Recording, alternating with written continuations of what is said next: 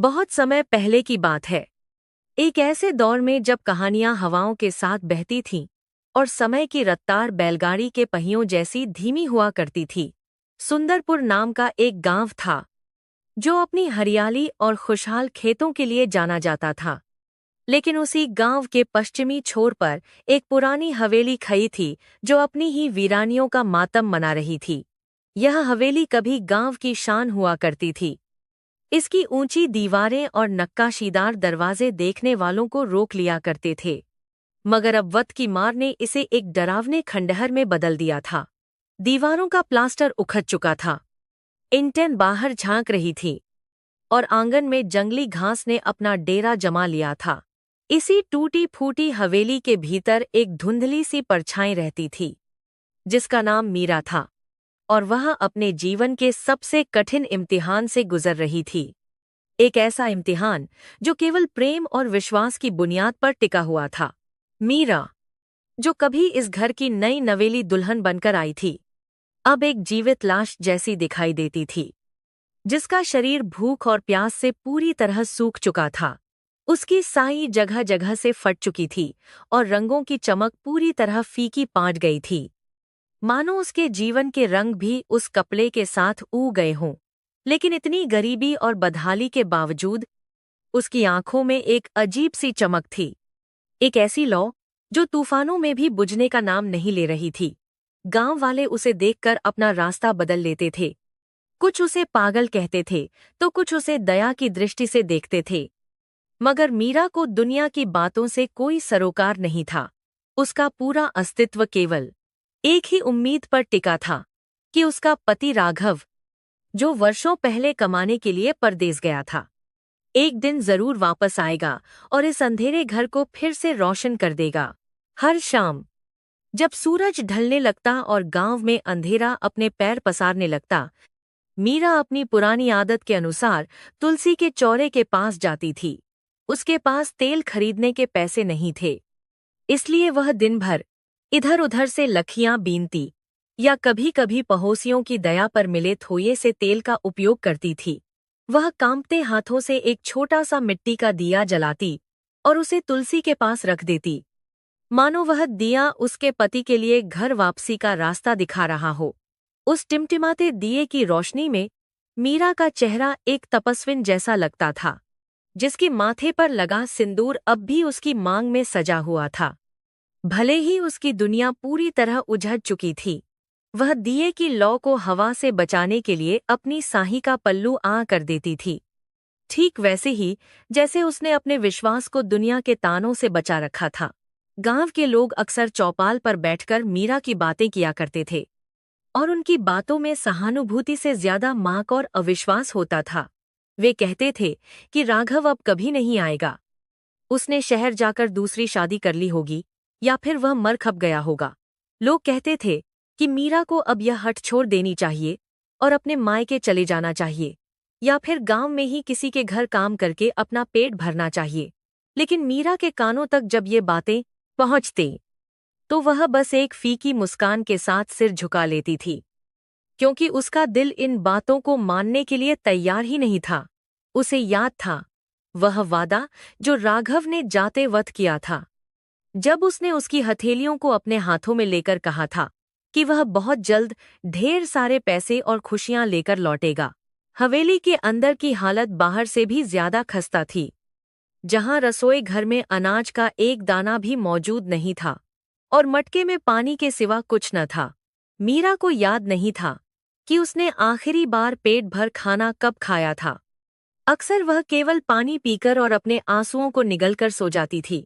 भूख जब बर्दाश्त से बाहर हो जाती तो वह घर के पिछवासे में लगे अमरूद के पेड़ से कच्चे फल तोड़कर खा लेती, या फिर जंगली बेर से अपनी भूख मिटाने की कोशिश करती। लेकिन उसने कभी किसी के सामने हाथ नहीं फैलाया, क्योंकि वह राघव की पत्नी थी और वह अपनी या अपने पति की इद्दत को मिट्टी में नहीं मिलाना चाहती थी। उसकी यह स्वाभिमानी चुप्पी ही थी जिसने उसे गांव वालों से अलग कर रखा था, जो उसकी इस खामोशी को उसका घमंड समझते थे। राघव के जाने के बाद शुरुआती कुछ महीनों तक तो चिट्ठियां आई थीं और मनी ऑर्डर भी आए थे, जिससे मीरा का जीवन ठीक ठाक चल रहा था।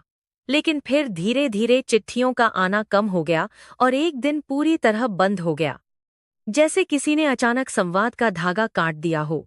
गांव के डाकिया बाबू जब भी उस गली से गुजरते, मीरा दौड़कर दरवाजे पर आ जाती और उम्मीद भरी नौरों से उनकी तरफ देखती। डाकिया हर बार नकारात्मकता में सिर हिला देता और मीरा की आंखों की चमक पल भर में बुझ जाती। लेकिन अगले ही पल वह खुद को समझाती कि शायद अगली बार चिट्ठी आएगी। यह इंतजार अब हफ्तों और महीनों से गुजरकर सालों में बदल चुका था, मगर मीरा का वह इंतजार जस का तस था, जैसे समय उसके लिए उसी पल पर रुक गया हो जब राघव घर की देहरी लांघ कर गया था। गांव में चुतुएं बदलती रहीं। कभी काकखाती धूप ने हवेली की दीवारों को तपाया, तो कभी मूसलाधार बारिश ने छत से पानी टपकाया। मीरा हर मौसम की मार को अकेले सहती रही। टूटी हुई छत के नीचे एक कोने में सिमटकर रातें गुजारती रही। जब बारिश होती तो वह घर के बर्तनों को जगह जगह रखकर पानी इकट्ठा करती ताकि फर्श गीला न हो, और जब ठिठुरती ठंड आती तो उसके पास ओढ़ने के लिए कोई मोटा कंबल नहीं होता था। वह अपनी पुरानी साँचियों को एक के ऊपर एक लपेटकर किसी तरह ठंड से बचने की कोशिश करती और पूरी रात राघव की यादों की गर्माहट में लिपटी रहती। उसका शरीर कमजोर हो रहा था, हड्डियां मांस से बाहर झांकने लगी थी, लेकिन उसकी आत्मा अब भी उस घर की चौकीदारी कर रही थी जिसे उसके पति ने उसे सौंपा था। गांव के दूसरे छोर पर रहने वाली एक बूढ़ी औरत, जिसे सब काकी कहते थे, कभी कभी मीरा के लिए छुपकर रोटी या थोहा चावल ले आती थी।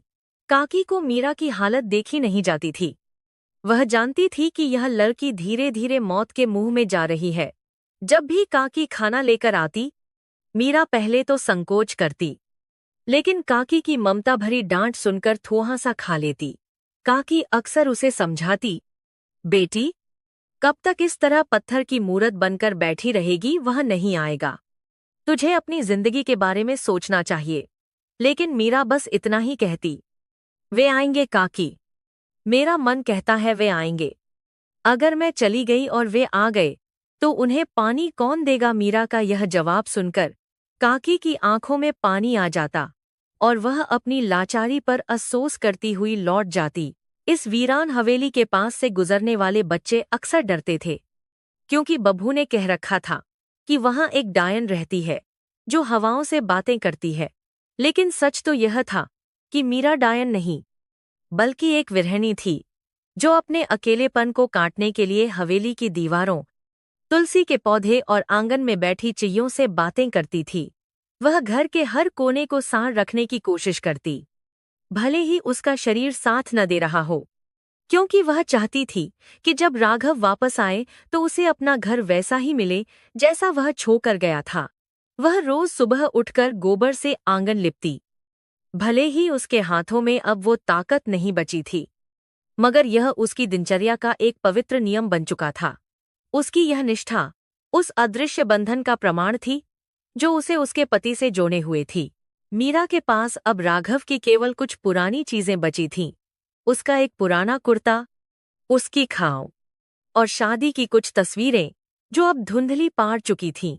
जब रात का सन्नाटा गहरा हो जाता और सियार रोने लगते, तो मीरा उस कुर्ते को अपने सीने से लगाकर लेट जाती थी। उस पुराने कपड़े में उसे अब भी राघव की गंध महसूस होती थी, जो उसे सुरक्षा का एहसास दिलाती थी। वह अक्सर नींद में बेबीहाती थी, जैसे राघव उसके पास बैठा हो और वे दोनों भविष्य की योजनाएं बना रहे हों। गांव वालों के लिए वह एक तमाशा थी, लेकिन मीरा के लिए यह उसकी दुनिया थी। एक ऐसी दुनिया जहां उसका पति उसके साथ था, भले ही केवल ख्यालों में। कभी कभी जब गांव में कोई त्योहार होता, जैसे दिवाली या होली, तो मीरा का अकेलापन उसे और भी ज्यादा काटने को दोहता था। गांव भर में दिए जलते, मिठाइयां बंटती और ढोलक की थाप गूंजती, लेकिन मीरा की हवेली में केवल सन्नाटा और अंधेरा रहता। वह दूर से ही दूसरों की खुशियों को देखती और अपनी पुरानी यादों में खो जाती कि कैसे राघव के साथ उसने पहली दिवाली मनाई थी। उस दिन राघव ने उसे नई साही दी थी और वादा किया था कि वह उसके जीवन इसकी तापर पूछती थी। मैं कभी अंधेरा नहीं होने देगा। आज वह साही तो फट चुकी थी और जीवन घोर अंधेरे में था। फिर भी मीरा ने उस वादे को एक ताबीन की तरह अपने गले से लगा रखा था। मीरा की शारीरिक अवस्था दिन ब दिन बिगड़ती जा रही थी। उसे अक्सर चक्कर आते थे और कभी-कभी वह आंगन में ही गिर पड़ती थी। लेकिन उठने की जिद उसमें गहब की थी। वह गिरती, संभलती और फिर खही हो जाती।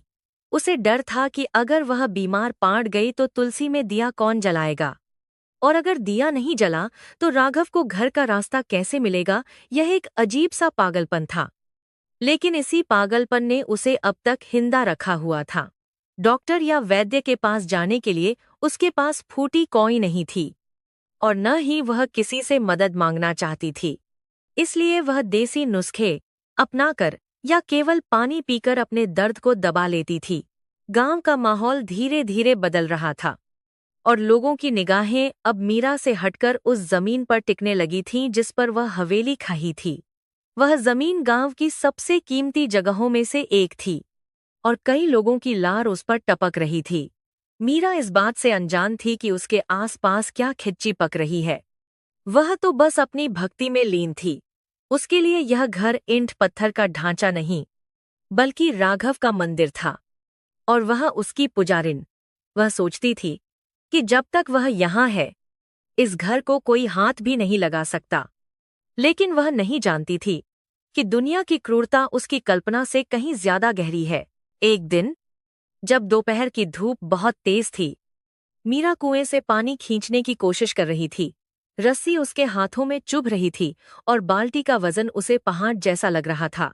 अचानक उसकी आंखों के सामने अंधेरा छा गया और वह मुंडेर पर ही बैठ गई। सांस फूल रही थी और माथे पर पसीना था। तभी उसे लगा कि कोई उसे दूर से देख रहा है। उसने नहर उठाकर देखा तो पाया कि कुछ अजनबी लोग हवेली की तरफ उंगली उठाकर आपस में कुछ बातें कर रहे थे। मीरा को यह देखकर घबराहट हुई, क्योंकि आमतौर पर कोई भी हवेली के इतने करीब नहीं आता था। उसे एक अनजाना डर सताने लगा कि कहीं राघव के आने से पहले ही उसे इस घर से निकाल तो नहीं दिया जाएगा। शाम होते ही मीरा ने जल्दी से दरवाज़ा अंदर से बंद कर लिया। हालांकि वह दरवाज़ा इतना कमज़ोर था कि एक धक्के में टूट सकता था। वह अंदर कोने में दुबक कर बैठ गई। उसका दिल जोर जोर से धड़क रहा था। बाहर हवाओं की साँय साँय उसे किसी के कदमों की आहट जैसी लग रही थी। वह अपनी ही परछाई से डरने लगी थी। भूख पेट में मरो उठा रही थी, लेकिन डर ने भूख को भी पीछे छोड़ दिया था। उसने राघव की तस्वीर को उठाया और उससे बातें करने लगी। तुम कब आओगे देखो, मुझे डर लग रहा है, लोग मुझे यहाँ रहने नहीं देंगे। उसकी आवाज़ कांप रही थी और आंखों से आंसू टपक कर तस्वीर पर गिर रहे थे। गांव के सरपंच और कुछ बने बुजुर्गों ने भी मीरा की सुध लेना छोड़ दिया था। उनके लिए वह एक ऐसी समस्या थी जिसका कोई समाधान नहीं था। वे सोचते थे कि अगर वह मर भी गई तो गांव का एक बोझ कम होगा। मानवीयता जैसे उस गांव से कहीं दूर चली गई थी, या शायद गरीबी और अपने स्वार्थ ने लोगों के दिलों को पत्थर बना दिया था। मीरा का अस्तित्व उनके लिए एक चुभन जैसा था, जो उन्हें याद दिलाता था कि वे एक बेसहारा औरत की मदद करने में नाकाम रहे हैं। इसलिए वे उसे नज़रअंदाज करना ही बेहतर समझते थे, ताकि उन्हें अपने ज़मीर का सामना न करना पाच। रात के सन्नाटे में मीरा को अक्सर पुरानी हवेली की छत पर कुछ आवाज़ें सुनाई देती थीं। कभी कबूतरों की गुटरगूं तो कभी चमगादड़ों की फपफपाहट। लेकिन आज रात आवाज़ें कुछ अलग थीं, जैसे कोई भारी कदमों से चल रहा हो। वह डर के मारे कांप उठी। क्या कोई चोर है या फिर राघव आ गया? उम्मीद और डर के बीच झूलती हुई वह उठी और खिड़की से बाहर झांकने की कोशिश की। बाहर केवल घना अंधेरा था और दूर कहीं गांव के कुत्तों के भौंकने की आवाज़ आ रही थी। उसने खुद को समझाया कि यह उसका वहम है। भूख और कमजोरी की वजह से दिमाग धोखा दे रहा है। मीरा जानती थी कि उसकी जिजीविषा अब जवाब दे रही है, लेकिन वह हार मानने को तैयार नहीं थी। उसने तय कर लिया था कि चाहे प्राण निकल जाएं, वह इस घर की देहरी नहीं लांघेगी। यह घर उसकी तपस्या का स्थल था और वह अपनी तपस्या को भंग नहीं होने देगी। उसने फिर से तुलसी के पास जाकर बुझते हुए दिए में अपनी साही के पल्लू से एक धागा निकालकर बत्ती बनाई और उसमें बचा खूचा तेल डाल दिया। दिया फिर से जल उठा, कमजोर ही सही, पर उसने अंधेरे को चुनौती दी। मीरा ने हाथ जोड़े और प्रार्थना की कि बस इतनी सांसें बची रहें कि वह राघव का चेहरा एक बार देख सके। जैसे जैसे रात गहरी होती गई, ठंड भी बढ़ती गई। मीरा ने अपनी फटी हुई चादर को कसकर लपेट लिया। वह जमीन पर ही चटाई बिछाकर लेटी थी। नींद उसकी आंखों से कोसों दूर थी। वह हर आहट पर कान लगाए हुए थी। उसे लग रहा था कि हवाएं उससे कुछ कहना चाहती हैं। शायद कोई संदेश, शायद कोई चेतावनी। उसका मन अशांत था। उसे लग रहा था कि आने वाला कल उसके लिए कोई नई मुसीबत लेकर आने वाला है, लेकिन उसे यह अंदाजा नहीं था कि मुसीबत का चेहरा कैसा होगा और वह किस रूप में उसके सामने आएगा। मीरा की आंखों में अब नींद का बोझ बढ़ने लगा था, लेकिन पेट की आग उसे सोने नहीं दे रही थी। उसने पास रखे पानी के लोटे से 2 घूंट पानी पिया। पानी ठंडा था और उसने गले को थोड़ी राहत दी। उसने अपनी आंखें बंद की और राघव के चेहरे को याद करने की कोशिश की। राघव की मुस्कान, उसकी बातें, उसका प्यार, यही वो खुराक थी जो उसे हिंदा रखे हुए थी। ख्यालों में वह राघव के साथ थी, जहां न कोई भूख थी, न गरीबी और न ही लोगों के ताने। वहां सिर्फ प्यार था और सुकून था। इसी मीठे ख्याल में खोते हुए मीरा की आंख लग गई, लेकिन यह नींद ज्यादा देर तक नहीं टिकने वाली थी। सुबह होने को थी और सुबह का सूरज मीरा के लिए नई चुनौतियां लेकर उगने वाला था। हवेली की खामोशी एक तूफान से पहले की खामोशी जैसी थी। गांव के दूसरे हिस्से में, जहां लालटेन की रोशनी में कुछ लोग जमा थे, वहां मीरा और उसकी हवेली को लेकर एक षड्यंत्र बुना जा रहा था। एक साजिश जो मीरा की बरसों की तपस्या को भंग करने के लिए तैयार थी। मगर मीरा अपनी निश्चल नींद में, इन सब से बेखबर, एक सुनहरे सपने में खोई हुई थी, जहां राघव घर लौट आया था। सुंदरपुर में सुबह की किरणें तो रोज की तरह ही उतरी थीं, लेकिन उस दिन हवाओं में एक अजीब सी बेचैनी घुली हुई थी। पक्षियों की चहचहाहट में वह मिठास नहीं थी जो अक्सर हुआ करती थी, और गांव के पुराने बरगद के पेड़ के नीचे एक भारी सन्नाटा पसरा हुआ था। मीरा अपनी टूटी हुई चारपाई से उठी और अपनी रोजमर्रा की दिनचर्या में लग गई। इस बात से पूरी तरह अनजान की उसके जीवन में एक नया तूफान दस्तक देने वाला है। उसने आंगन में तुलसी को जल छाया और सूर्य देवता को प्रणाम किया। उसकी प्रार्थना में वही पुराना निवेदन था, राघव की सलामती और उसकी घर वापसी। लेकिन गांव के दूसरे छोर पर, जहां पक्की सड़क कच्ची पगडंडी से मिलती थी, वहां से धूल का एक गुबार उठ रहा था जो मीरा के भाग्य में लिखे संघर्ष का संकेत दे रहा था। उस धूल के गुब्बार के बीच से एक तांगा गांव में दाखिल हुआ, जिस पर सवार था लखन। लखन, जो रिश्ते में राघव का दूर का चचेरा भाई लगता था। कई साल पहले गांव छोड़कर शहर चला गया था और अब एक बदले हुए आदमी की तरह लौटा था। उसकी आंखों में एक धूर्त चमक थी और जुबान पर शहद जैसी मिठास, जो अक्सर खतरनाक इरादों को छिपाने का काम करती है। उसने शहर के कपड़े पहन रखे थे और हाथ में एक चम्हे का बैग था, जो गांव वालों के लिए कौतूहल का विषय था। वह सीधा गांव की चौपाल पर पहुंचा, जहां बड़े बुजुर्ग हुक्का गुनगुना रहे थे। लखन ने आते ही सबके पैर छुए और अपनी चिकनी चुपी बातों से सबका दिल जीतने की कोशिश शुरू कर दी, जैसे वह कोई बहुत बड़ा परोपकारी हो जो गांव का भला करने आया हो। लखन की नजरें हालांकि गांव के लोगों पर नहीं, बल्कि उस पुरानी हवेली की हमीन पर गई थीं, जो गांव के सबसे ऊंचे टीले पर स्थित थी।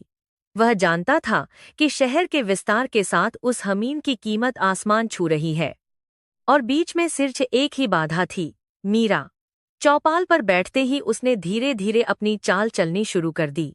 उसने एक गहरी सांस ली और झूठी उदासी का नाटक करते हुए कहा, काका, मुझे बड़ा दुख होता है यह देखकर कि हमारे राघव भाई का घर वीरान पड़ा है, जबकि वे शहर में मरे कर रहे हैं।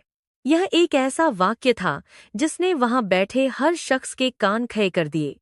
गांव वालों ने आश्चर्य से पूछा कि उसका क्या मतलब है, क्योंकि सब तो यही जानते थे कि राघव कमाने गया है।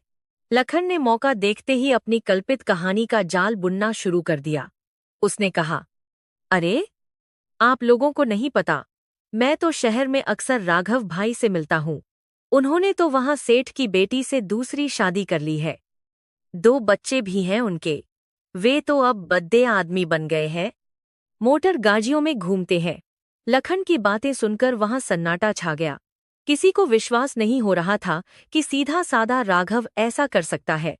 लखन ने और घी डालते हुए कहा, मैंने उनसे कई बार कहा कि भाई, गांव में तुम्हारी पत्नी इंतजार कर रही है, लेकिन वे हंसकर टाल देते हैं। कहते हैं कि वह तो अब मेरे लिए मर चुकी है। मैं उस पुरानी हवेली और पुरानी औरत के लिए वापस क्यों जाऊं? यह खबर जंगल की आग की तरह पूरे गांव में फैल गई। जो औरतें कुएं पर पानी भरने आई थीं, वे फुसफुसाने लगीं। जो मर्द खेतों में काम कर रहे थे, वे काम छोड़कर इस नई गपशप में मशगूल हो गए। किसी ने भी इस बात की तह तक जाने की कोशिश नहीं की कि क्या लखन सच बोल रहा है। मानव स्वभाव की यह विडंबना है कि लोग बुरी खबरों पर जल्दी विश्वास कर लेते हैं। गांव वालों की सहानुभूति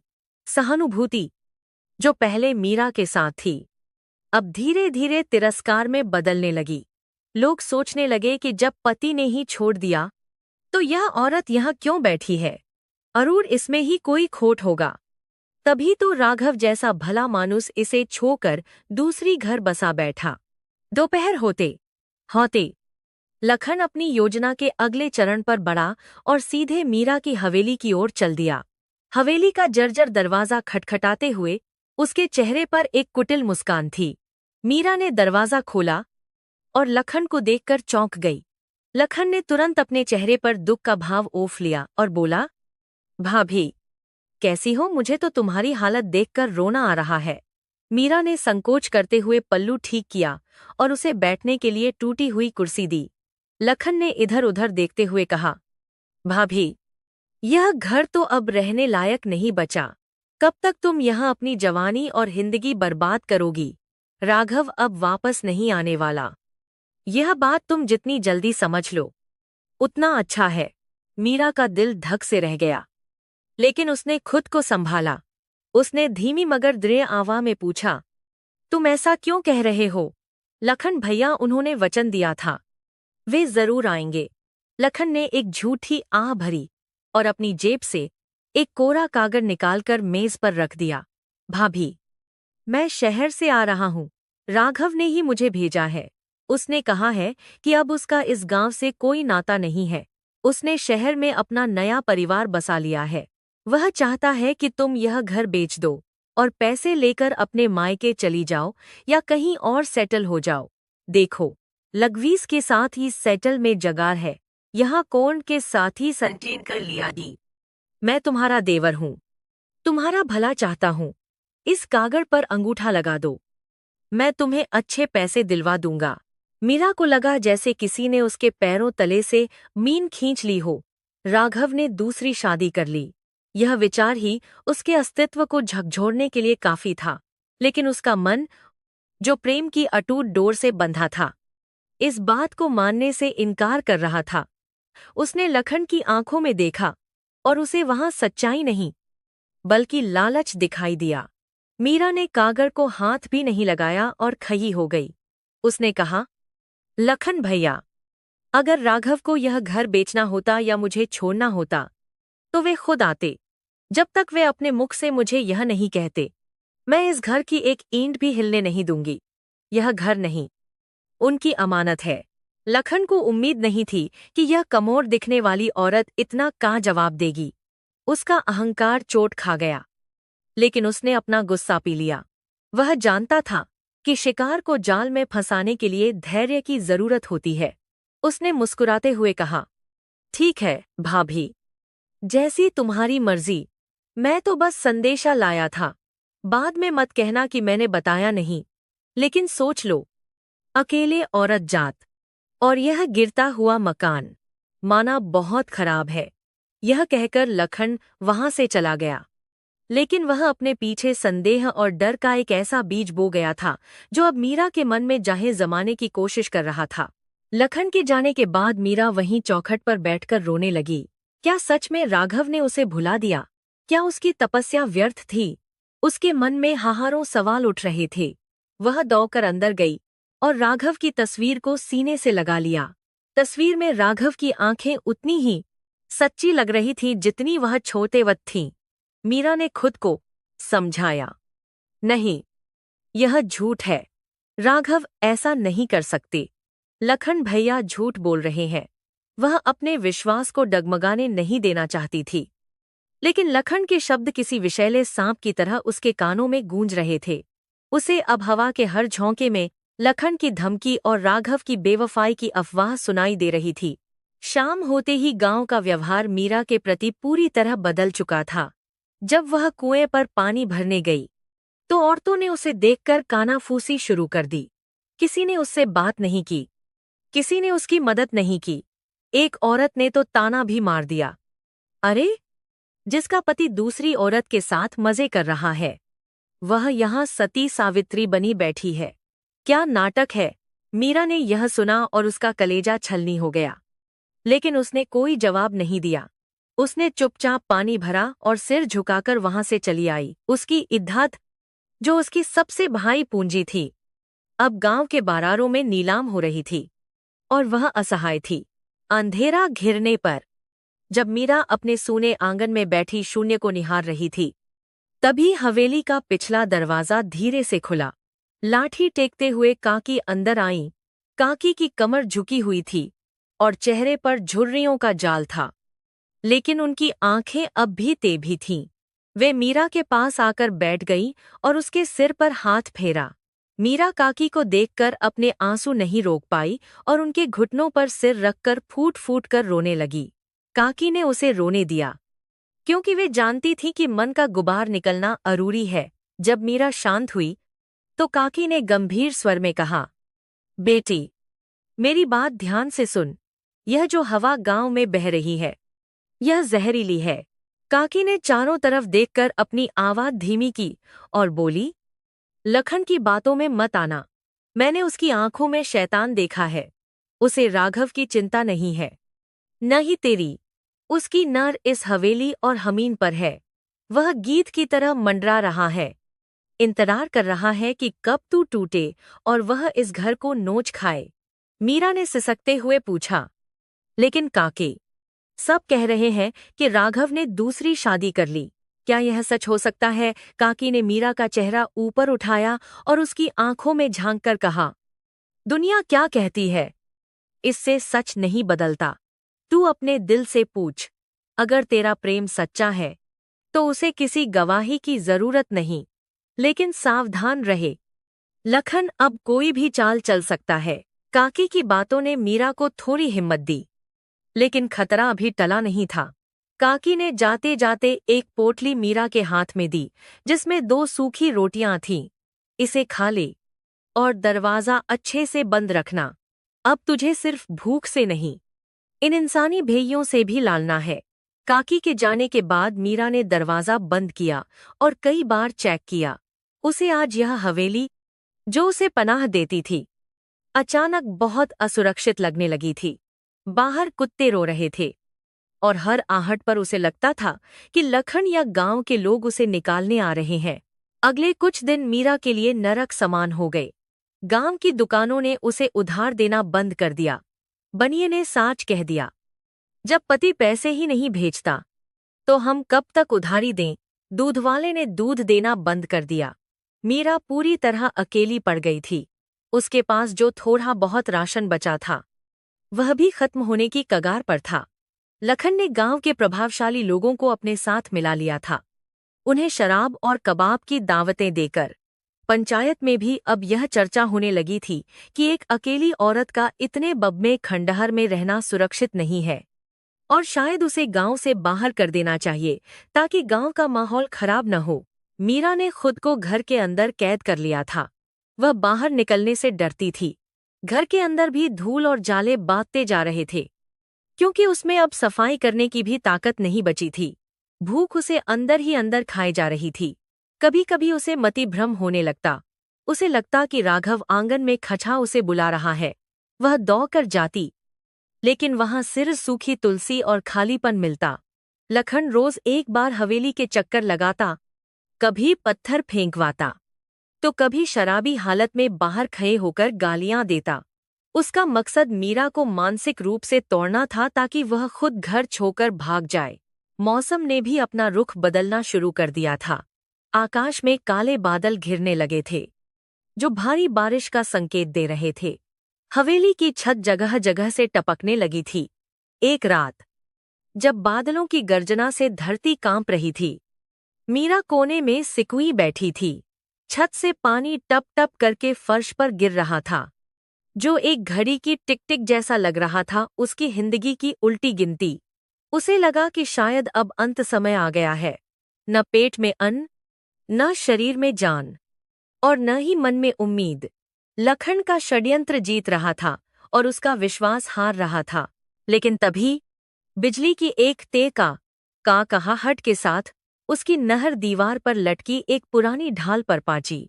यह उसके ससुर की निशानी थी।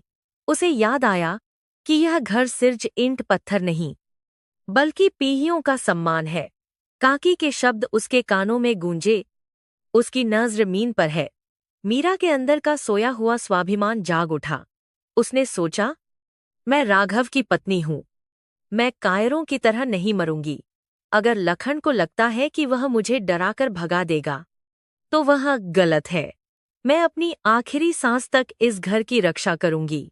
मीरा ने उठकर एक पुरानी लाठी ढूंढ निकाली और उसे अपने पास रख लिया। भूख से उसका शरीर भले ही कांप रहा था, लेकिन उसकी मुट्ठी में एक नई ताकत थी। उसने तय कर लिया कि अब वह रोएगी नहीं, बल्कि लहेगी। चाहे पूरा गांव उसके खिलाफ हो जाए, चाहे लखन कितनी भी साजिशें रचे, वह तब तक नहीं हिलेगी जब तक राघव नहीं आता या उसकी मौत नहीं आती। उसने उस तूफानी रात में दिया जलाने की कोशिश की। हवा बार बार दिए को बुझा देती, लेकिन मीरा उसे बार बार जलाती। यह संघर्ष केवल उस दिए का नहीं था, यह उसके अस्तित्व का संघर्ष था।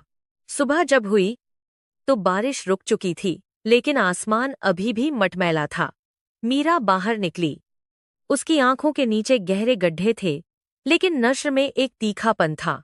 उसने देखा कि हवेली की दीवार पर किसी ने कालिक पोत दी है। यह लखन का काम था, उसे अपमानित करने का एक और तरीका। गांव के बच्चे उसे देखकर हंस रहे थे और पत्थर मार रहे थे। मीरा ने कुछ नहीं कहा, बस चुपचाप दीवार सान करने की कोशिश करने लगी। उसके हाथ काले हो गए, साशी गंदी हो गई, लेकिन वह रुकी नहीं। यह मूक प्रतिरोध था।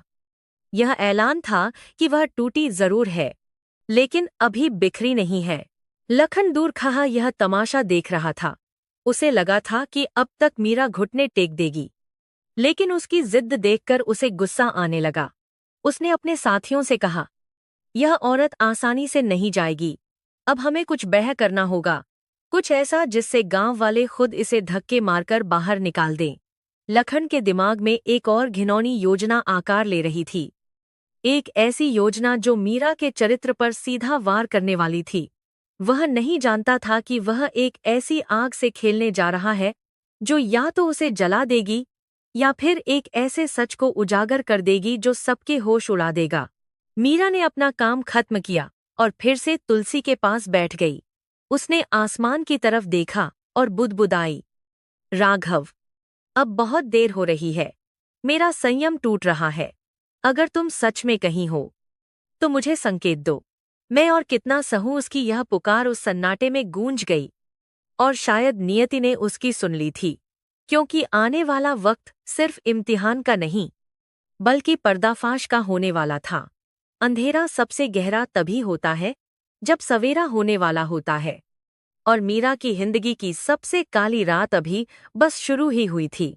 गांव में कज्जाके की ठंड का आगमन हो चुका था, और सुंदरपुर की वह पुरानी हवेली अब किसी बर्फीली गुफा से कम नहीं लग रही थी। पौष का महीना था और उत्तर दिशा से चलने वाली सर्द हवाएं हड्डियों को गलाने पर आमादा थीं। हवेली की टूटी खिड़कियों और दरार फाँद दे दरवाजों से होकर यह बर्फीली हवा सीधा अंदर आती और मीरा के कमजोर शरीर को भेद देती। उसके पास ओढ़ने के लिए कोई लिहाफ या रजाई नहीं थी, बस वही पुरानी साँचियाँ थीं जिन्हें वह एक के ऊपर एक लपेटकर अपनी जान बचाने की कोशिश कर रही थी। रात भर वह ठिठुरती रहती, दांत किटकिटाते रहते और अपने घुटनों को छाती से लगाकर किसी तरह शरीर की गर्मी को रोके रखने का प्रयास करती। यह ठंड केवल मौसम की नहीं थी, बल्कि यह उसके जीवन में आए अकेलेपन और उपेक्षा की ठंडक थी जो उसे अंदर तक जमा रही थी। लेकिन उसकी सांसें अब भी उस गर्म उम्मीद के सहारे चल रही थीं कि सूरज निकलेगा और सब ठीक हो जाएगा।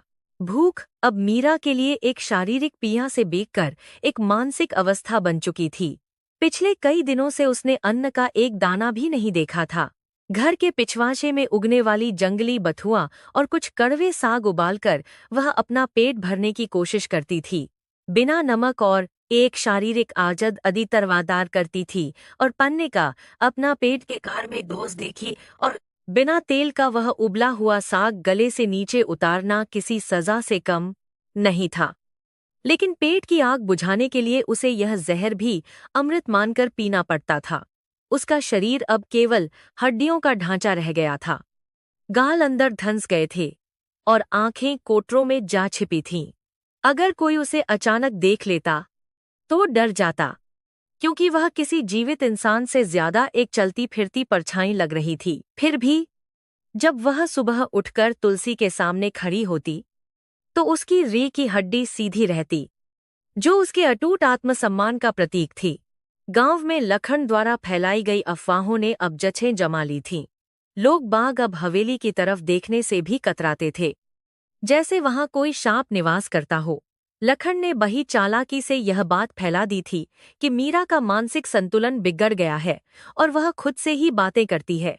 जब मीरा कभी आंगन में पक्षियों से बात करती या तुलसी के पौधे के सामने बुदबुदाती, तो बाहर से गुजरने वाले लोग इसे उसके पागलपन का सबूत मान लेते। उन्हें क्या पता था कि अकेलेपन का शिकार इंसान अक्सर बेजान चीजों में ही साथी तलाश लेता है। मीरा को पता था कि लोग उसे पागल समझ रहे हैं, लेकिन उसने सफाई देना बंद कर दिया था।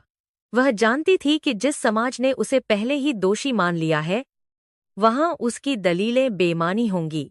उसका सच सिर्फ उसका मन जानता था और वही उसके लिए काफी था। एक दिन दोपहर के समय, जब धूप थोड़ी खिली थी, मीरा अपनी फटी हुई साही को सिलने की कोशिश कर रही थी।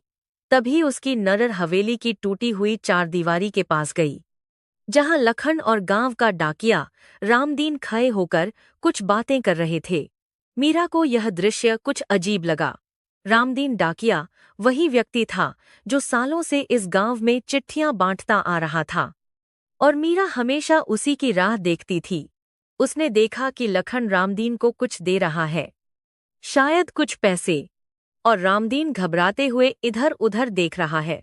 मीरा ने अपनी सांस रोक ली और दीवार की आह से उन्हें देखने लगी। लखन ने रामदीन के कंधे पर हाथ रखा, कुछ हंसकर कहा और फिर रामदीन वहां से सिर झुकाकर तेजी से चला गया। मीरा का दिल जोर से धक्का। क्या कोई चिट्ठी आई थी? क्या रामदीन उसे देने के बजाय लखन को दे रहा था? यह संदेह मीरा के मन में एक कांटे की तरह चुभ गया। उसने इंतजार किया कि लखन वहां से चला जाए। लखन कुछ देर वहां खड़ा रहा। उसने अपनी जेब से बीही निकाली, जलाई और वहीं कुछ कागज के टुकड़े जलाकर हाथ सेंकने लगा। जब लखन वहां से चला गया तो मीरा दबे पांव उस जगह पर गई। वहां अभी भी राख गर्म थी और कुछ अधजले कागज हवा में उड़ रहे थे। मीरा ने झुककर उन टुक्कों को देखा। उसका दिल किसी अनहोनी की आशंका से कांप रहा था। उसने राख कुरेदी और उसे एक पीले रंग के कागज का अधजला टुक्का मिला। यह का दिल के कागज की बात करे तो मीरा ने झुककर की आशंका से काम बनाया। एक मनी ऑर्डर की रसीद का हिस्सा था। उस पर तारीख सा नहीं दिख रही थी, लेकिन नाम का एक हिस्सा अभी भी पटने में आ रहा था, घव सिंह। मीरा के हाथों में वह कागज का टुकड़ा कांपने लगा।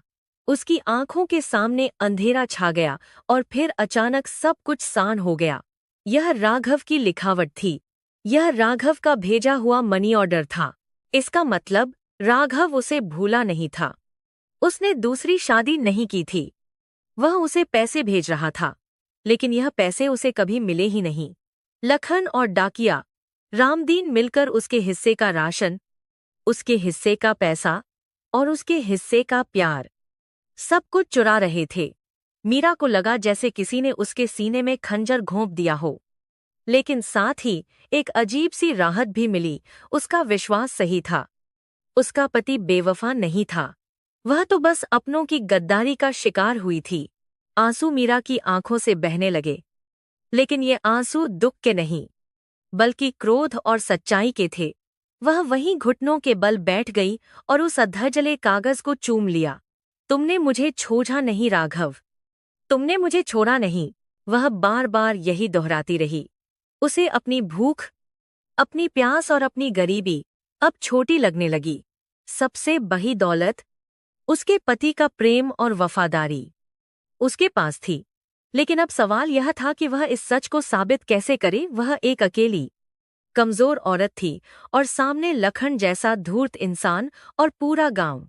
मगर उस जले हुए कागज ने मीरा की मृतप्राय आत्मा में नई जान फूंक दी थी। अब उसके पास लड़ने की एक वजह थी, एक ठोस सबूत था।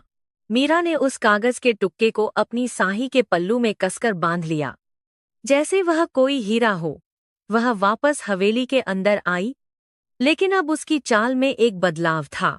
वह ललका नहीं रही थी। उसने रसोई में जाकर पानी पिया और दीवार पर टंगे राघव की तस्वीर को देखा। अब मैं नहीं रोऊंगी, उसने तस्वीर से कहा। उन्होंने हमारे प्यार को, हमारी गृहस्थी को कुचलने की कोशिश की है। वे मुझे भूखा मारना चाहते थे ताकि वे इस घर पर कब्जा कर सकें। लेकिन अब मैं उन्हें दिखाऊंगी कि एक पतिव्रता स्त्री की ताकत क्या होती है। मीरा के अंदर का डर अब गुस्से में बदल चुका था। वह जानती थी कि उसे देखा बहुत जल्द कुछ करना होगा, इससे पहले कि लखन उसे घर से बाहर फेंकने की अपनी आखिरी चाल चले। उधर लखन अपनी योजना के अंतिम चरण में था। उसे पता नहीं था कि मीरा को उसका राज पता चल चुका है। वह गांव के सरपंच के पास गया और घड़ियाली आंसू बहाते हुए बोला, सरपंच काका, अब पानी सिर से ऊपर जा चुका है। वह पागल औरत उस खंडहर में अकेले रहती है। कल को अगर उसे कुछ हो गया या उसने खुद को आग लगा ली तो पूरे गांव की बदनामी होगी। और राघव ने भी सान कह दिया है कि उसे उस औरत से कोई मतलब नहीं। मेरा सुझाव है कि कल पंचायत बुलाई जाए और उसे फैसला सुना दिया जाए कि वह यह घर खाली करके नारी निकेतन या अपने मायके चली जाए। मैं उसे कुछ पैसे दे दूंगा ताकि उसका भरण पोषण हो सके। सरपंच, जो लखन की मीठी बातों और शायद कुछ गुप्त चचावे के प्रभाव में था, सहमत हो गया। यह तय हुआ कि अगले दिन सुबह गांव के बीचों बीच स्थित बरगद के पेड़ के नीचे पंचायत लगेगी और मीरा के भाग्य का फैसला होगा। गांव भर में मुनादी करवा दी गई। ढोल की आवाज जब हवेली की दीवारों से टकराई तो मीरा समझ गई कि प्रलय का समय आ गया है। उसे बुलाने के लिए गांव का चौकीदार आया और दूर से ही चिल्लाकर बोला, ए मीरा, कल सुबह पंचायत में हाजिर होना, तेरा फैसला होने वाला है। मीरा ने खिड़की से उसे देखा और मन ही मन कहा, फैसला मेरा नहीं, फैसला पाप और पुण्य का होगा। उस रात मीरा सोई नहीं। वह पूरी रात तैयारी करती रही। उसने अपनी सबसे अच्छी साही निकाली, जो यद्यपि पुरानी थी और उसमें रफू किया हुआ था, लेकिन वह साफ थी। उसने अपने बिखरे हुए बालों को सुलझाया और तेल लगाकर कसकर बांधा। उसकी आंखों के नीचे काले घेरे थे, लेकिन उनमें एक ऐसी चमक थी जो किसी योद्धा की आंखों में युद्ध से पहले होती है। उसने घर के हर कोने को देखा, हर उस चीज को छुआ जो राघव की याद दिलाती थी। वह जानती थी कि कल का दिन उसके जीवन का सबसे बड़ा दिन होगा। या तो वह अपनी इद्देद और अपना घर वापस पालेगी, या फिर हमेशा के लिए मिट जाएगी। लेकिन वह बिना लादे हार मानने वाली नहीं थी। आधी रात के समय मीरा ने एक बार फिर उस कागज के टुक्के को खोला। चांद की रोशनी में वह उसे पढ़ रही थी। उसे याद आया कि कैसे रामदीन डाकिया पहले हमेशा हंसकर मिलता था, लेकिन पिछले कुछ सालों से वह नर्रे चुराने लगा था। मीरा को अपनी मूर्खता पर गुस्सा आया कि उसने पहले क्यों नहीं समझा। लेकिन वह खुद को दोष देने का समय नहीं था। उसे सबूतों को एक साथ पिरोना था। उसे याद आया कि लखन के पास अचानक पैसे कहाँ से आ गए थे। वह तो बेरोजगार था। राघव के भेजे पैसे ही लखन की अय्याशी का साधन बने हुए थे। यह सोचकर मीरा का खून खौल उठा। उसके पति की मेहनत की कमाई, जो उसके पेट की भूख मिटाने के लिए थी, उसे लखन शराब और जुए में उहा रहा था और उसे यहाँ एक एक दाने के लिए तरसा रहा था। मीरा ने घर के पुराने संदूक को खोला, जिसमें पुराने कागजात रखे थे। उसने राघव के पुराने खत निकाले और उनकी लिखावट का मिलान उस जले हुए टुकड़े से किया। बिल्कुल वही लिखावट थी, वही र बनाने का तरीका, वही घुमावदार मात्राएं। अब उसके पास पक्का सबूत था। लेकिन क्या पंचायत उसकी बात मानेगी? क्या वे एक पागल औरत की बात पर विश्वास करेंगे, या शहर से आए समझदार लखन पर यह डर उसे सता रहा था। लेकिन उसने अपने डर को अपने संकल्प के नीचे दबा दिया। उसने तुलसी की सूखी पत्तियों को हाथ में लेकर कसम खाई कि वह सत्य को सामने लाकर ही रहेगी। सुबह का सूरज बादलों के पीछे से निकला, जैसे वह भी डरा हुआ हो कि आज क्या होने वाला है। गांव के लोग बरगद के पेड़ के नीचे जमा होने लगे थे। औरतों, आदमियों और बच्चों की भी लग गई थी। सबके लिए यह एक तमाशा था। लखन एक ऊंचे चबूतरे पर बैठा था। उसके चेहरे पर विजय की मुस्कान थी। उसने सफेद कुर्ता पजामा पहन रखा था और सरपंच के साथ हंस हंसकर बात कर रहा था।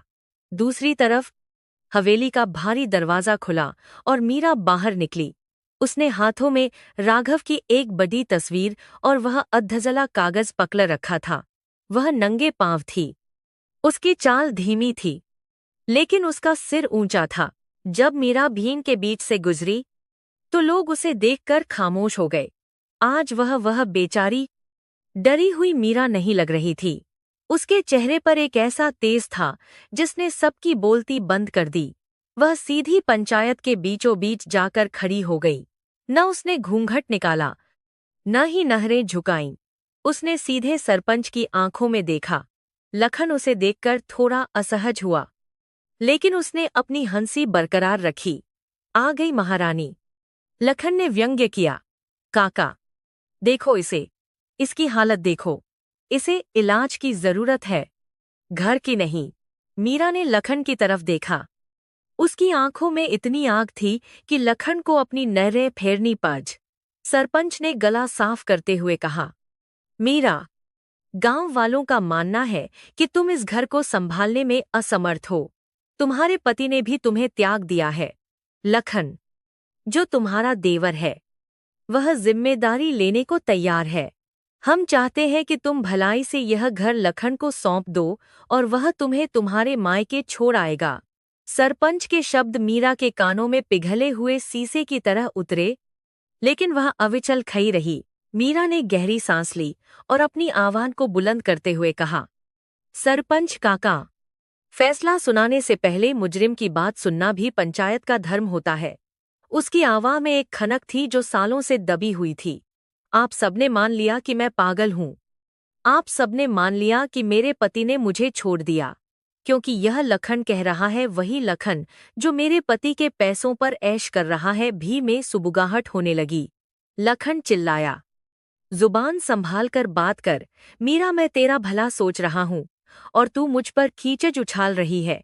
मीरा ने अपनी मुट्ठी खोली और वह अधजला कागज सबकी तरफ दिखाया। यह क्या है लखन? उसने ललकारते हुए पूछा। यह राघव के हाथ का लिखा हुआ मनी ऑर्डर है, जो कल तूने डाकिया रामदीन से लेकर जला दिया था। तू भूल गया कि पाप को चाहे कितना भी जलाओ, उसकी राख सच बोलती है। मीरा की बात सुनकर रामदीन, जो भी में पीछे खा था, पसीने से तरबतर हो गया और भागने की कोशिश करने लगा, लेकिन गांव के कुछ युवकों ने उसे पकड़ लिया। मीरा ने आगे बीकर कहा, राघव ने मुझे नहीं छोड़ा, बल्कि इस भेड़िए ने मेरे पति की चिट्ठियां और पैसे बीच में ही रोक लिए। इसने मुझे तिल तिल कर मारने की कोशिश की ताकि यह हवेली हप सके। लखन का चेहरा पीला पड़ गया, लेकिन उसने हार नहीं मानी। वह चीखा, यह झूठ बोल रही है। यह कागज का टुकड़ा कहीं से उठा लाई है। यह पागल है। लेकिन अब गांव वालों की नहरें बदल रही थीं। काकी, जो भी में बैठी थी, खज्जी हो गई और बोली, सरपंच, अगर मीरा सच बोल रही है तो रामदीन की तलाशी ली जाए। उसके थैले में आज की डाक भी होगी। सरपंच ने इशारा किया और दो आदमियों ने रामदीन का थैला छीन लिया। उसमें से एक और लिफाफा निकला, जिस पर राघव का नाम और घर का पता साथ साथ लिखा था। यह सबूत सामने आते ही पंचायत में सन्नाटा छा गया। ऐसा सन्नाटा जो तूफान से पहले होता है। मीरा ने वह लिफाफा अपने हाथ में लिया और उसे अपने सीने से लगा लिया। सालों बाद उसे अपने पति का स्पर्श मिला था। उसकी आंखों से आंसू बह निकले। लेकिन अब वह अकेली नहीं थी। सच नंगा होकर सबके सामने खचा था। लखन, जो कुछ पल पहले तक राजा बना बैठा था, अब एक चोर की तरह सिकू गया था। मीरा ने भरी सभा में कहा, देख लो गांव वालों, जिसे तुम लोग त्यागी हुई औरत कहते थे, उसका पति आज भी उसे याद करता है। मेरा इंतहार पागलपन नहीं, मेरा विश्वास था। हालात अब बेकाबू होने वाले थे। लखन ने भागने की कोशिश की, लेकिन भीन ने उसे घेर लिया। मीरा वहीं खड़ी रही, एक विजयी देवी की तरह, जिसके चारों ओर पाप के साम्राज्य का पतन हो रहा था। उसे अब किसी पंचायत के फैसले की जरूरत नहीं थी। उसका फैसला भगवान ने कर दिया था। उसने आसमान की तरफ देखा और महसूस किया कि आज हवा का रुख बदल गया है। आज हवा में ठंडक नहीं, बल्कि जीत की गर्माहट थी। यह तो बस शुरुआत थी। असली न्याय तो अभी होना बाकी था। जब गांव का हर वो शख्स जिसने उस पर उंगली उठाई थी, अपनी नहरों को शर्म से झुका लेगा। पंचायत का वह दृश्य किसी महाकाव्य के युद्ध के बाद की शांति जैसा था, जहां सत्य की जीत हुई थी, लेकिन वातावरण में एक भारीपन महसूस हो रहा था। सरपंच ने कांपते हाथों से रामदीन के थैले से बरामद उस बंद लिफाफे को खोला, जिसे अभी अभी लखन के पापों के सबूत के तौर पर जब्त किया गया था। पूरा गांव सांस रोके खड़ा था। यहां तक कि हवा भी रुक गई थी, मानो प्रकृति भी राघव के शब्दों को सुनने के लिए उत्सुक हो। सरपंच ने अपनी चश्मा ठीक की और ऊंची आवाज में पत्र पढ़ना शुरू किया। मेरी प्यारी मीरा, मैं जानता हूं कि तुम्हें मेरी बहुत याद आती होगी, जैसे मुझे तुम्हारी आती है। मैंने पिछले महीने जो पैसे भेजे थे, उम्मीद है वे तुम्हें मिल गए होंगे और तुमने छत की मरम्मत करवा ली होगी। मैं बहुत जल्द, शायद अगली पूर्णिमा तक घर लौट आऊंगा, इस बार हमेशा के लिए, ताकि हम फिर कभी अलग न हों। सरपंच की आवाज जैसे जैसे गूंज रही थी, लखन का चेहरा स्याह पड़ता जा रहा था और गांव वालों के चेहरों पर शर्मिंदगी की परतें चौहती जा रही थीं। पत्र में आगे लिखा था, मैं यहाँ शहर में दिन रात मेहनत कर रहा हूँ ताकि हम अपनी हवेली को फिर से महल जैसा बना सकें। मुझे पता है कि गांव के लोग शायद बातें बनाते होंगे, लेकिन तुम उन पर ध्यान मत देना। मेरा प्यार और मेरा विश्वास तुम्हारे साथ है। लखन भैया को मैंने तुम्हें संभालने की जिम्मेदारी दी थी। उम्मीद है वे अपना फर्ज निभा रहे होंगे। यह अंतिम पंक्ति पाते ही भी में एक आक्रोश की लहर दौड़ गई। राघव, जिसे अपना भाई मानकर भरोसा कर रहा था, वही उसकी पत्नी और घर को नोच खाने के लिए तैयार बैठा था। यह विश्वासघात इतना गहरा था कि वहां खड़े हर इंसान का खून खौल उठा। रामदीन डाकिया, जो अब तक थर थर कांप रहा था, अचानक सरपंच के पैरों में गिर पचा और गिहिहाने लगा। उसने रोते हुए कबूल किया, मुझे मानकर दो सरपंच जी। लखन ने मुझे लालच दिया था। उसने कहा था कि अगर मैं राघव की चिट्ठियां और मनी ऑर्डर उसे दे दूंगा, तो वह मुझे हर महीने उसका आधा हिस्सा देगा। मेरे ऊपर कर्जा था, मेरी मति मारी गई थी। मैंने मीरा बेटी के साथ बहुत बड़ा पाप किया है। रामदीन का यह कबूलनामा आग में घी का काम कर गया। अब किसी को और सबूत की जरूरत नहीं थी। एक रक्षक ही भक्षक बन गया था। गांव वालों ने लखन और रामदीन को चारों तरफ से घेर लिया। उनकी आंखों में अब वही नफरत थी जो कुछ देर पहले तक मीरा के लिए थी। लखन ने भागने की एक आखिरी कोशिश की, लेकिन गांव के नौजवानों ने उसे दबोच लिया। उसकी शहरी हेकरी और चालाकी अब धूल में मिल चुकी थी। वह चिल्लाया, छो, मुझे यह सब झूठ है। मैं राघव का भाई हूं। लेकिन भी ने उसकी एक न सुनी। किसी ने उसे थप्पड़ मारा तो किसी ने धक्का दिया।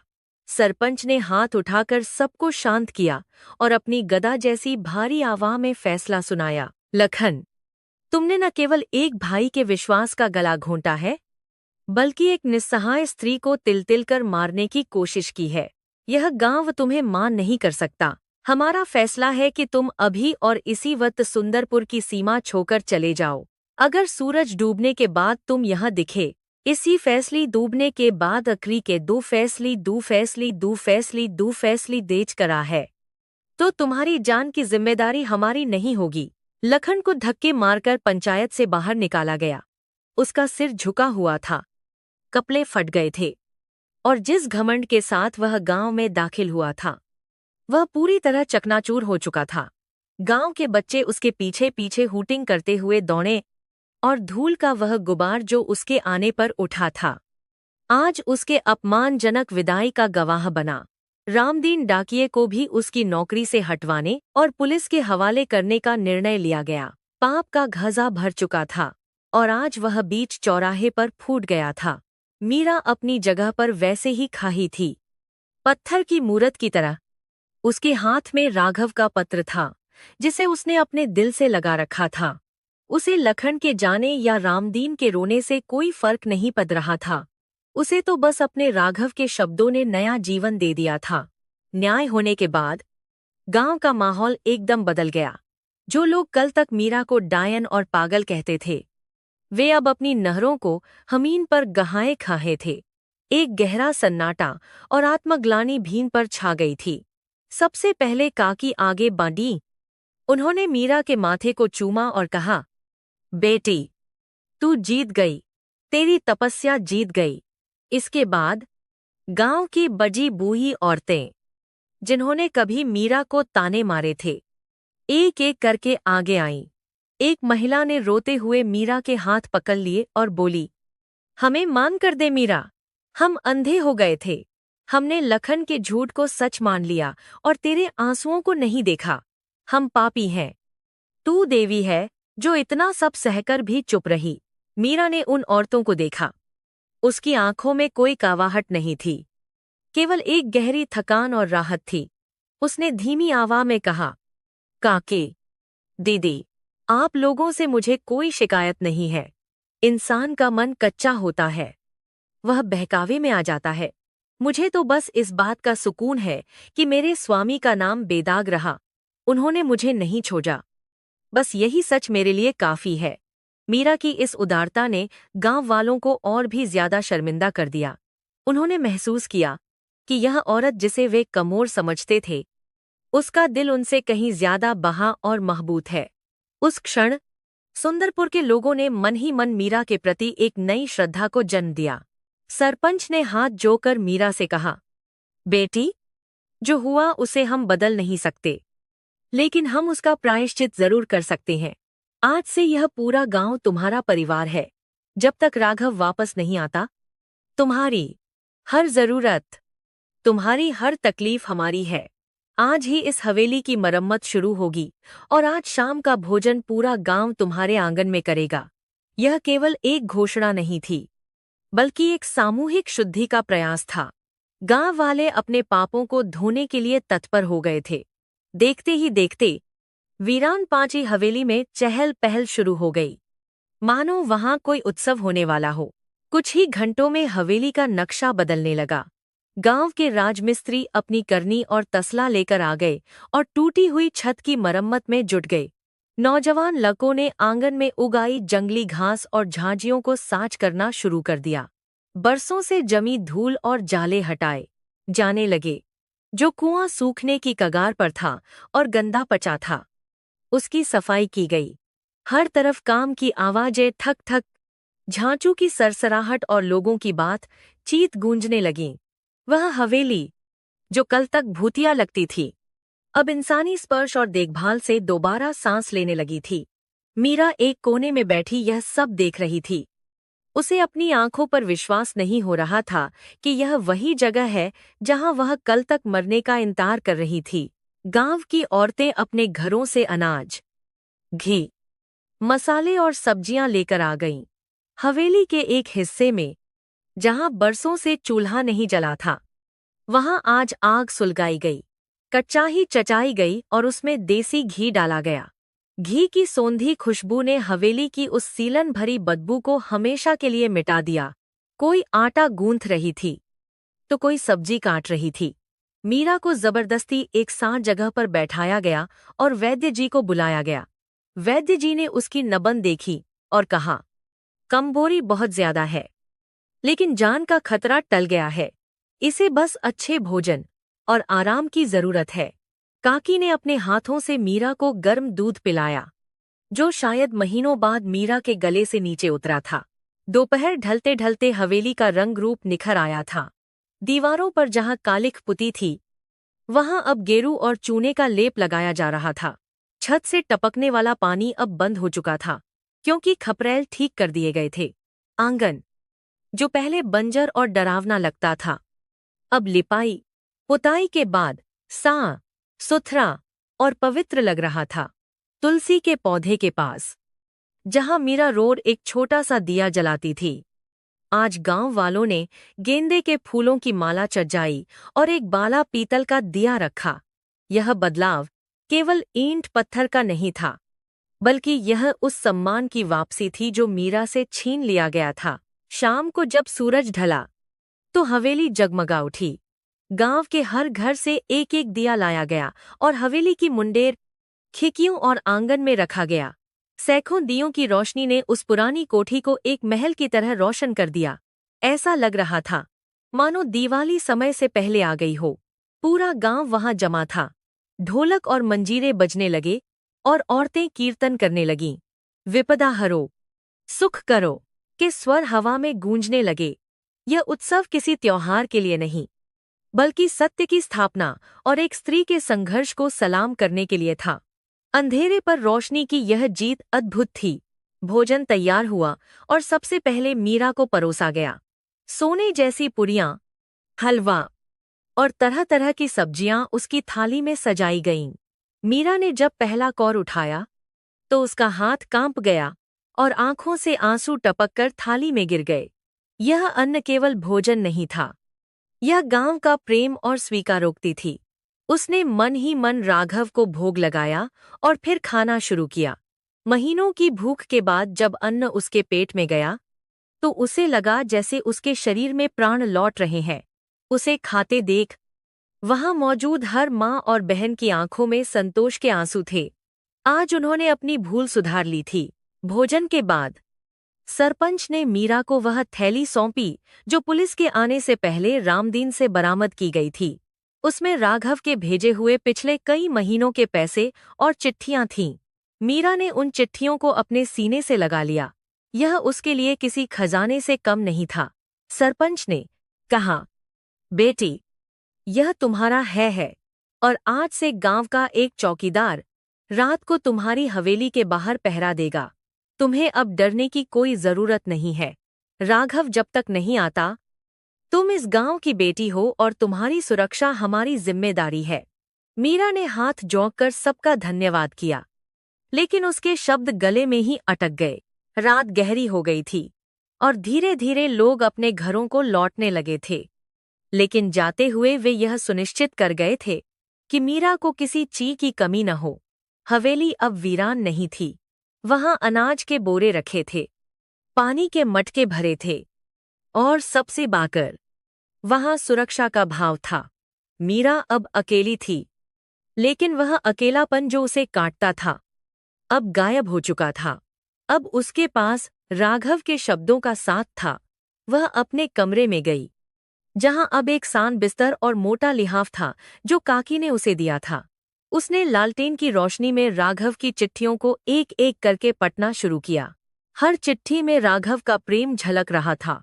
उसने लिखा था कि कैसे वह शहर में एक एक पैसा जोड़ रहा है, कैसे उसे हर पल मीरा की चिंता सताती है। एक चिट्ठी में उसने लिखा था, मीरा, मैं जानता हूं तुम बहुत कष्ट में होगी, लेकिन यह वियोग अब खत्म होने वाला है। मैंने अपने सेठ से बात कर ली है। मैं अपनी जमा पूंजी लेकर वापस आ रहा हूं। हम अपनी जमीन पर खेती करेंगे और साथ रहेंगे। इन शब्दों ने मीरा के घावों पर मरहम का काम किया। उसे लगा जैसे राघव उसके पास ही बैठा है और उसके बालों को सहला रहा है। उसका विश्वास आपका संभार करते हुए जमा पर मीरा के घावों पर कुछ दसमान करती है, जिसे दुनिया पागलपन कहती थी, आज प्रमाणित हो चुका था। बाहर हवा चल रही थी, लेकिन अब वह खौफनाक नहीं लग रही थी। हवेली के आंगन में जलते हुए अनगिनत दिए हवा से बुझ नहीं रहे थे, बल्कि और भी तेजी से जल रहे थे, जैसे वे मीरा की हिम्मत को सलामी दे रहे हों। मीरा खिड़की के पास गई और आसमान की तरफ देखा। चांद बादलों से बाहर निकल आया था और अपनी शीतल चांदनी उस हवेली पर बिखेर रहा था। मीरा ने मुस्कुराते हुए चांद से कहा, देखा तुमने, मैंने कहा था ना, मेरा राघव बेवफा नहीं है, वह आ रहा है। उस रात की हवा में एक मीठा सुकून था, जो पिछले कई सालों से गायब था। मीरा बिस्तर पर लेटी। उसका शरीर थका हुआ था, लेकिन मन हल्का था। डर, भूख और अपमान के काले बादल छंट चुके थे। अब उसे कल की चिंता नहीं थी, क्योंकि कल राघव के आने की उम्मीद थी। उसने राघव की तस्वीर को अपने तकिए के पास रखा और उस पर हाथ फेरते हुए अपनी आंखें बंद कर लीं। नींद, जो हाथों से उससे रूठी हुई थी, आज एक माँ की लौरी की तरह उसे अपनी गोद में लेने के लिए आ गई। आज के सपनों में कोई डरावनी परछाई नहीं होगी, बल्कि सिर्फ राघव का चेहरा और सुनहरे भविष्य की तस्वीरें होंगी। इस तरह सुंदरपुर की वह रात एक ऐतिहासिक रात बन गई, जिसने साबित कर दिया कि सत्य परेशान हो सकता है, लेकिन पराजित नहीं। बुराई का अंत हुआ था और अच्छाई ने अपना स्थान वापस पा लिया था। हवेली, जो कल तक एक खंडहर थी, आज पवित्र अग्नि की तरह चमक रही थी। लेकिन कहानी अभी पूरी तरह समाप्त नहीं हुई थी। राघव का आना बाकी था, और उस मिलन का दृश्य अभी लिखा जाना शेष था, जो इस तपस्या का पूर्ण फल होगा। मीरा की प्रतीक्षा अब अपने अंतिम चरण में थी, और नियति उनके पुनर्मिलन की तैयारी कर रही थी। सुंदरपुर गांव में अब हवाओं का रुख पूरी तरह बदल चुका था। वह हवेली, जो कभी भूतों का डेरा मानी जाती थी, अब गांव की श्रद्धा का केंद्र बन गई थी। पंचायत के फैसले के बाद के कुछ दिन मीरा के लिए किसी सपने जैसे बीते। गांव की औरतें, जो कभी उससे नहरें चुराती थीं, अब सुबह शाम उसकी सेवा में लगी रहती थीं। काकी तो मानो मीरा की परछाई बन गई थी। वे सुनिश्चित करती थीं कि मीरा समय पर खाना खाए और दवा ले। अच्छी खुराक और अपनेपन की गर्माहट ने मीरा के शरीर में नई जान फूंक दी थी। उसके गालों पर अब वह पीलापन नहीं था, बल्कि हल्का सा गुलाबी रंग लौटने लगा था। उसकी आंखें, जो पहले गड्ढों में धंसी थीं, अब एक नई उम्मीद और चमक के साथ दुनिया को देख रही थीं। यह बदलाव केवल शारीरिक नहीं था, बल्कि उसकी आत्मा का पुनर्जन्म था, जिसे सत्य की जीत ने सींचा था। हवेली का कायाकल्प भी देखते ही बनता था। गांव वालों ने मिलकर टूटी हुई दीवारों की मरम्मत कर दी थी और पूरे घर को नए चूने से पोत दिया था। आंगन में नई मिट्टी डाली गई थी और तुलसी का पौधा, जो सूखने की कगार पर था, अब हरा भरा होकर लहरा रहा था। मीरा ने आंगन के कोनों में गेंदे और चमेली के पौधे भी लगा दिए थे, जिनकी महक ने उस पुरानी सीलन को हमेशा के लिए विदा कर दिया था। अब जब भी हवा चलती, तो पूरा घर फूलों की खुशबू से भर जाता। यह खुशबू मीरा के विश्वास की थी, जो अब फल फूल रही थी। गांव के लोग अब हवेली के सामने से गुजरते वक्त सिर झुकाकर निकलते थे, जैसे किसी मंदिर के सामने से गुजर रहे हों। मीरा का संघर्ष और उसकी जीत अब गांव की लोक कथाओं का हिस्सा बन चुकी थी। राघव की चिट्ठी के अनुसार पूर्णिमा की रात करीब आ रही थी। मीरा के दिल की धड़कनें हर गुजरते पल के साथ बढ़ती जा रही थीं। वह दिन भर काम में खुद को व्यस्त रखने की कोशिश करती, लेकिन उसका ध्यान बार बार मुख्य द्वार की तरफ चला जाता। दिस इज, क्या वह सच में आएंगे? क्या इतने सालों का वनवास खत्म होगा? मन में अब शक नहीं, बल्कि मिलन की अधीरता थी। उसने अपने संदूक से अपनी शादी का जौना निकाला। वह सारी पुरानी हो चुकी थी, लेकिन मीरा ने उसे बाहे जतन से सहेज कर रखा था। उसने तय किया कि जिस रूप में राघव उसे छोकर गए थे, वह उसी रूप में उनका स्वागत करेगी। वह चाहती थी कि राघव को यह महसूस हो कि समय भले ही बीत गया हो, लेकिन उसकी मीरा आज भी वही है। पूर्णिमा का दिन आया और सुबह से ही प्रकृति में एक अजीब सा उत्साह था। पक्षी जोर जोर से चहचहा रहे थे और सूरज की रोशनी में एक अलग ही तेज था। मीरा ने सुबह जल्दी उठकर स्नान किया और तुलसी की पूजा की। आज उसने अपनी मांग में गहरा सिंदूर भरा और माथे पर बही सी बिंदी लगाई। हाथों में कांच की चूड़ियां पहनी, जिनकी खनक ने सूनी हवेली को संगीत से भर दिया। गांव की औरतें भी आज हवेली में इकट्ठा थीं। वे जानती थीं कि आज की रात खास है। सबने मिलकर रसोई में तरह तरह के पकवान बनाए। खीर की खुशबू, पूरियों के तलने की आवाज़ और हंसी ठिठोली ने माहौल को उत्सवी बना दिया था। हर कोई उस पल का साक्षी बनना चाहता था जब सत्य और प्रेम का मिलन होगा। दिन ढलने लगा और शाम ने अपने पैर पसारने शुरू किए। आसमान में पूरा चांद निकल आया था, जिसकी दूधिया रोशनी ने सुंदरपुर को नहला दिया था। मीरा ने हवेली के हर कोने में घी के दिए जलाए। आज उसने तेल के नहीं, बल्कि शुद्ध घी के दिए जलाए थे, जो गांव वालों ने श्रद्धा से भेंट किए थे। सैकड़ों दियों की रोशनी में हवेली किसी दुल्हन की तरह सजी हुई लग रही थी। मीरा मुख्य द्वार पर जाकर खड़ी हो गई। उसकी नजरें उस पगडंडी पर टिकी थीं जो शहर की ओर जाती थी। गांव के लोग भी अपने अपने घरों के बाहर खजे होकर इंतजार कर रहे थे। एक अजीब सी खामोशी छाई हुई थी, जिसमें सिर्फ हवा की सरसराहट और मीरा के दिल की धड़कनें सुनाई दे रही थीं। काफी देर तक कुछ नहीं हुआ और मीरा के मन में एक हल्की सी घबराहट होने लगी। क्या कोई अड़चन आ गई? क्या बस छूट गई? लेकिन तभी दूर सन्नाटे को चीरती हुई एक आवाज सुनाई दी। यह बैलों के गले में बंधी घंटियों की आवाज थी। छम छम छम। आवाज धीरे धीरे पास आती गई। मीरा ने अपनी सांस रोक ली। पगडंडी के मुंह पर एक बैलगाही दिखाई दी। गांव के कुत्ते भौंकने के बजाय दुम हिलाते हुए गाही के पीछे दौड़ने लगे। यह संकेत था कि कोई अपना आ रहा है। बैलगाही हवेली के ठीक सामने आकर रुकी। धूल का एक हल्का सा गुबार उठा और चांदी में चमकने लगा। मीरा का हाथ दरवाजे की चौखट पर कस गया। गाजी से एक शख्स नीचे उतरा। उसने धोती कुर्ता पहन रखा था और कंधे पर एक बड़ा झोला था। उसके बाल थोड़े सैद हो गए थे और चेहरे पर थकावट थी, लेकिन उसकी कद काठी वही थी। उसने सिर उठाकर हवेली को देखा, फिर दियों की रोशनी को, और अंत में दरवाजे पर खड़ी उस मूरत को। मीरा उसकी आवाज़ में कंपन था, एक ऐसा कंपन जो बरसों के दर्द और प्यार को समेटे हुए था। मीरा के होंठ हिले, लेकिन आवाज़ नहीं निकली। वह बस दौड़कर उसके पास जाना चाहती थी, लेकिन उसके पैर जमीन में गड़ गए थे। राघव धीरे धीरे आगे बढ़ा। उसके हर कदम के साथ मीरा की आंखों से आंसुओं का सैलाब उमड़ रहा था। राघव मीरा के करीब आया और रुक गया। उसने कांपते हाथों से मीरा का चेहरा थाम लिया। मैं आ गया मीरा, मैंने कहा था ना, मैं आऊंगा। इन शब्दों ने जैसे मीरा के सब्र का बांध तोड़ दिया। वह फूट फूट कर रो पांची और राघव के सीने से लग गई। राघव ने उसे अपनी बाहों में भर लिया, इतना कसकर कि हवा भी उनके बीच से न गुजर सके। यह मिलन दो शरीरों का नहीं, बल्कि दो तपस्याओं का था। राघव भी अपने आंसू नहीं रोक पाया। उसकी शर्ट मीरा के आंसुओं से गीली हो गई। वहां खड़े गांव वाले, जो यह दृश्य देख रहे थे, अपनी सुध बुध खो बैठे। सबकी आंखों में आंसू थे, लेकिन ये सुशी के आंसू थे।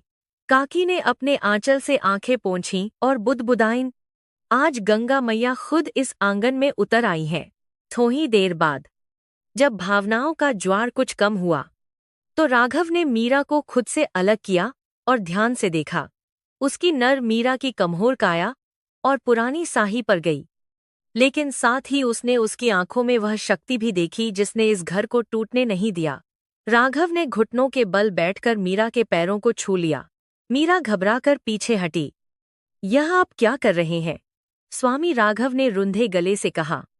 यह सम्मान है मीरा, मैंने तो सिर्फ पैसे कमाने के लिए मेहनत की, लेकिन तुमने जो लड़ाई लड़ी है वह किसी भी युद्ध से बड़ी है। तुमने न केवल इस घर को बचाया, बल्कि मेरे वजूद को, मेरे सम्मान को बचाया। तुम मेरी पत्नी नहीं, मेरी देवी हो। मीरा ने राघव को उठाया और उसके मुंह पर हाथ रख दिया। नहीं, ऐसा मत कहिए। मेरा अस्तित्व आपसे है। अगर आप न होते तो मेरा विश्वास कैसे होता? तभी गांव के सरपंच और बाकी लोग आगे बढ़े। राघव ने सबको देखा और हाथ जोड़ लिए। उसे लखन की करतूतों और गांव वालों के पछतावे के बारे में शायद पता नहीं था, या शायद उसे चेहरे देखकर समझ आ गया था। सरपंच ने आगे बढ़कर राघव को गले लगाया और कहा, राघव बेटे, उस रात हवेली में एक भव्य भोज हुआ। गांव के हर व्यक्ति ने राघव और मीरा के साथ बैठकर खाना खाया।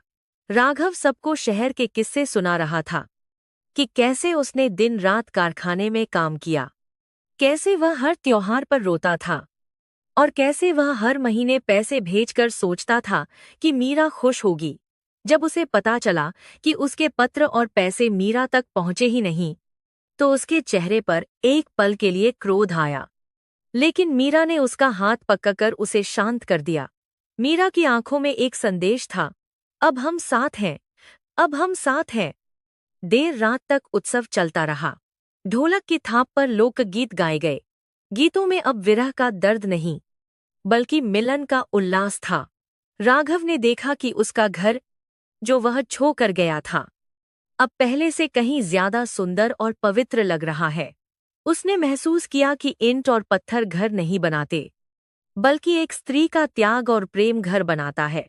उसने मीरा को अपनी शहर से लाई हुई चीजें दिखाईं, एक नई साही, कुछ गहने और बच्चों के लिए खिलौने जो वह भविष्य के लिए लाया था। मीरा उन चीजों को ऐसे देख रही थी जैसे वे दुनिया की सबसे कीमती दौलत हों। जब सब चले गए और हवेली में शांति छा गई, तो राघव और मीरा आंगन में तुलसी के पास बैठे। चांद अब सिर के ऊपर आ गया था। राघव ने मीरा का सिर अपने कंधे पर रखा और कहा, मीरा, अब मैं कहीं नहीं जाऊंगा। शहर की वह दौड़-भाग, वह पैसा, सब यही है तुम्हारे पास। हम इसी गांव में रहेंगे, अपनी जमीन जोतेंगे और जो रूखा सूखा मिलेगा उसी में खुश रहेंगे। मैं तुम्हें फिर कभी अकेला नहीं छोड़ूंगा, यह मेरा वचन है। मीरा ने अपनी आंखें बंद कर लीं। उसे लगा जैसे उसका जीवन पूर्ण हो गया है। बरसों की भूख, प्यास। मीरा ने धीरे से कहा, मुझे पता था आप आओगे। जब पूरी दुनिया ने कहा कि भूल जाओ, तब भी मेरे दिल ने कहा कि इंतजार करो। यह दिया जो मैंने हर शाम जलाया, उसने मुझे कभी अंधेरे में खोने नहीं दिया। राघव ने उस जलते हुए दिए को देखा जिसकी लौ अब स्थिर थी। हवा का कोई भी झोंका उसे बुझा नहीं पा रहा था। उसने समझा कि यह साधारण दिया नहीं है, यह मीरा के प्रेम की अखंड ज्योति है। उन्होंने तय किया कि यह दिया अब कभी बुझने नहीं दिया जाएगा। यह उनकी प्रेम कहानी का साक्षी बनकर हमेशा जलता रहेगा। सुंदरपुर गांव में आज भी यह कहानी सुनाई जाती है। उस पुरानी हवेली को अब विश्वास भवन के नाम से जाना जाता है। कहते हैं कि राघव और मीरा ने वहां एक लंबा और खुशहाल जीवन बिताया। उन्होंने कभी किसी से बैर नहीं रखा, यहाँ तक कि लखन को भी बाद में मान कर दिया गया, लेकिन उसे हवेली में कभी घुसने नहीं दिया गया। मीरा की वह तपस्या, उसका वह इंतजार, गांव की हर नई दुल्हन के लिए एक मिसाल बन गया। जब भी कोई मुसीबत में होता, लोग उसे मीरा की कहानी सुनाते और कहते कि धैर्य रखो, अंत में सत्य की ही जीत होती है। कहानी खत्म करते हुए, रात अब अपने अंतिम पहर में पहुंच चुकी है। तारों की छांव में दुनिया सो रही है और उम्मीद है कि इस कहानी की गर्माहट आपके दिल को भी सुकून देगी। जैसे मीरा का इंतजार खत्म हुआ और उसे उसका सुख मिला, वैसे ही आपके जीवन की हर परेशानी का भी सुखद अंत हो। उस हवेली का दिया आज भी हमारे दिलों में जल रहा है, यह याद दिलाने के लिए कि विश्वास की लौ को तूफान भी नहीं बुझा सकते। अब आप भी अपनी चिंताओं को उस दिए की लौ में भस्म कर दें और एक मीठी, सुकून भरी नींद के आगोश में समा जाएं।